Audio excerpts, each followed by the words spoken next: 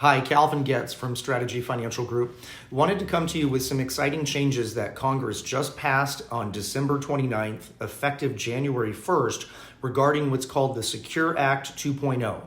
I work with Ed Slott and Company, America's CPA group, and with them we've put together this two-page Secure Act 2.0 reference sheet. I'm going to take you through some of the highlights today.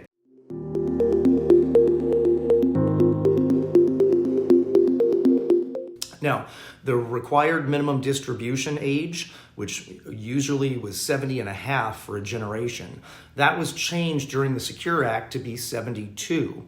Well, now this is the Secure Act 2.0. They've now changed it for anybody born from 1951 to 1959.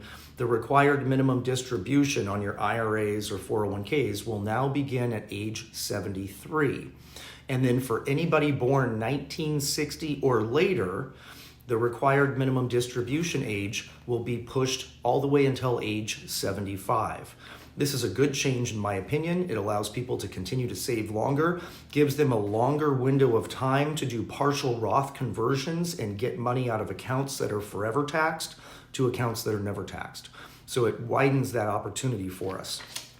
In addition, if you miss a required minimum distribution, previously the tax penalty was 50% of the amount you were supposed to take.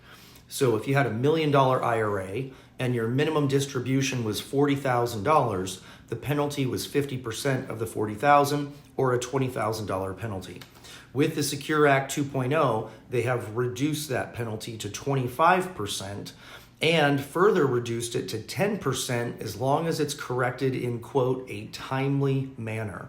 A timely manner is currently defined as within 2 years of the missed required minimum distribution and filing tax form 5329 so that you can note and let the IRS know you caught the change or the error and that you fixed it. In addition, under previous law, all the way until December 29th, if you had money in an employer plan, in a Roth 401k, once you hit age 73, you were forced to take a minimum distribution. With the Secure Act 2.0, they've now eliminated minimum distribution requirements on Roth 401ks. So Roth IRAs never had minimum distributions, but Roth 401ks did. And the Secure Act 2.0, again, has made an adjustment so that Roth 401ks are eliminated from minimum distribution requirements. So that's a good change as well.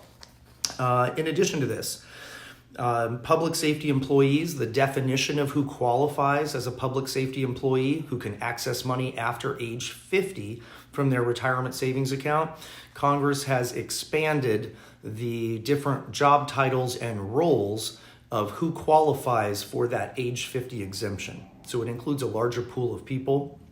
In addition, if you're age 60, 61, 62, or 63, starting in 2025, Congress is now going to allow you to make additional catch-up contributions. And those catch-up contributions are going to be 150% of the contribution amount. So it's a significant increase in the amount you can put away into a traditional IRA or a Roth IRA to really boost your retirement savings more than just what the traditional catch-up contribution amount was.